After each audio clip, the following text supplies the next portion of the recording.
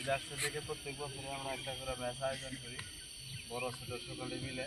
আমরাই সকলে অহিংস মনোভাব রেখে খেলতে হবে, হিংসাত্মক মনোভাব রাখা যাবে না, কেউ কারো উপরে কোনো আক্রমণ করা যাবে না।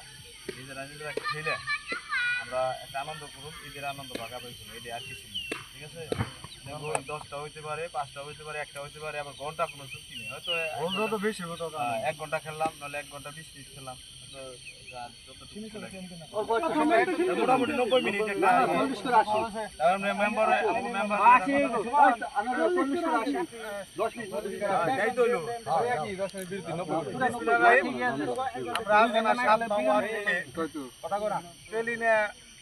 রশিদপুরের আজকে বাইনাসালা মাঠে এসেছি। এটা আসলে মূলত ঈদ উপলক্ষে আনন্দ ভ্রমণ, পাশাপাশি ফুটবল খেলা।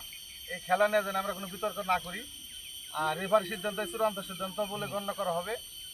আর আমরা সবাই ভাই আমরা যেন কারো ব্যথাভূত না দিই, কারণ সব হলো আজুইলা খেলোয়াড়। আমরা যদি জুইলে আছেন এটি জানি দুঃখ দিয়ে না, কারণ আমরা নিয়মিত খেলোয়াড়, আমরা খেলোয়াড় কিছু রাখি।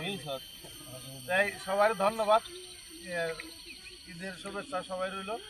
আর আমাদের জন্য সবার জন্য দোয়া করবেন, আমরা যেন সুস্থভাবে আজকে না পৌঁছাইতে পারি। আমি